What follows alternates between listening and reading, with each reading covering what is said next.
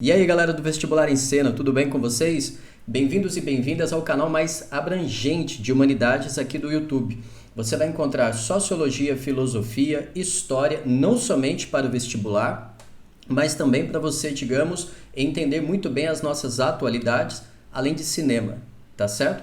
Não posso deixar aqui de convidar vocês para poder ser um apoiador e uma apoiadora do nosso canal. Como vocês sabem, nós temos aqui uma página no Apoia-se, tá certo? E com apenas R$ 10 mensais, o que já é muito significativo para nós, vocês então ganham acesso ao nosso canal do Telegram, onde você pode então ter um contato direto, exclusivo, tá legal? Comigo, para que a gente possa seguir adiante, comentando atualidades, né? Tendo vídeos exclusivos e bater um papo também para tirar as dúvidas sobre humanidades.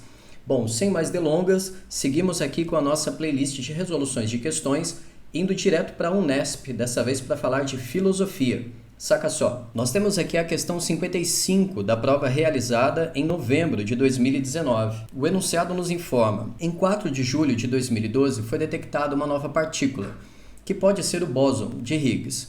Trata-se de uma partícula elementar proposta pelo físico teórico Peter Higgs e que validaria a teoria do modelo padrão, segundo a qual o bóson seria a partícula elementar responsável pela origem da massa de todas as outras partículas elementares.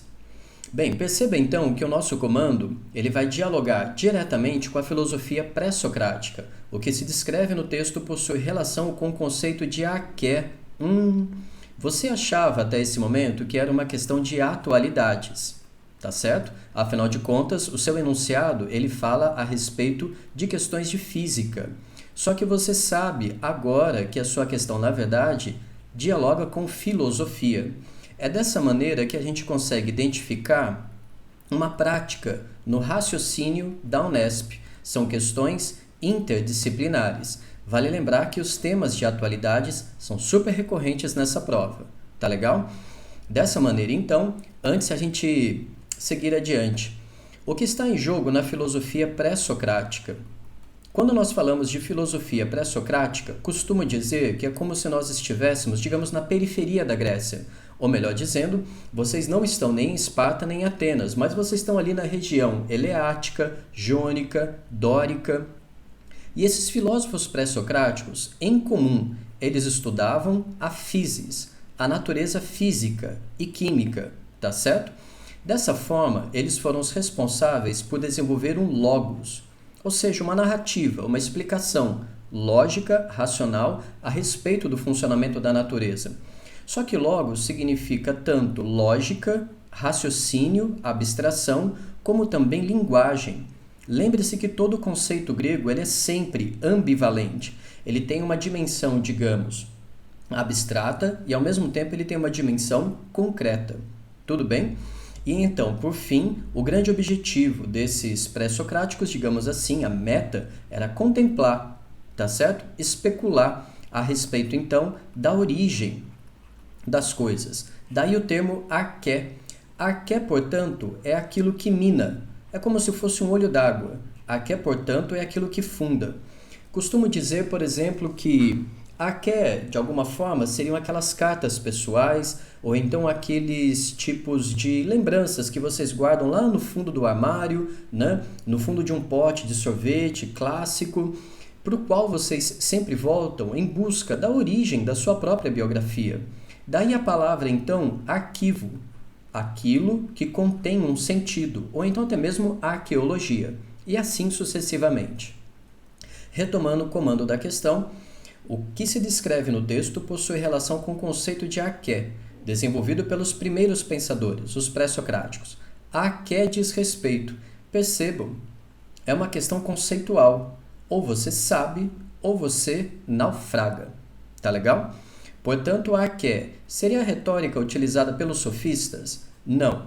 Você sabe que os sofistas, eles eram, digamos assim, os mercenários do debate. Pois, afinal de contas, um sofista, ele te ensina técnica, tá certo? Para você vencer um debate. O que está em jogo num sofista é a persuasão, é o convencimento.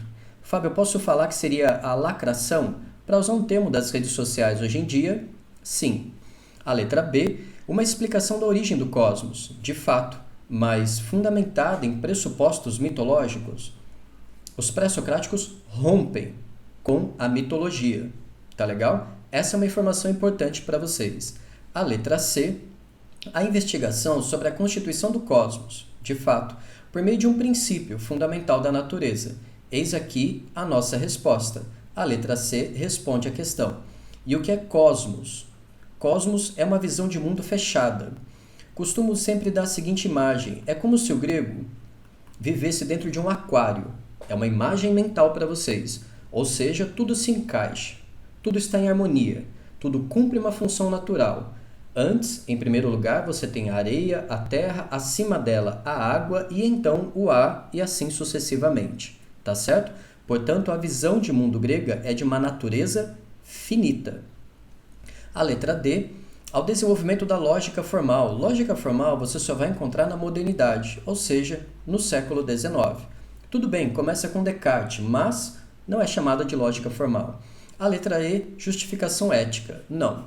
Com os pré-socráticos, você está estudando a natureza com N maiúsculo. Ética, você só começa a estudar com os filósofos socráticos.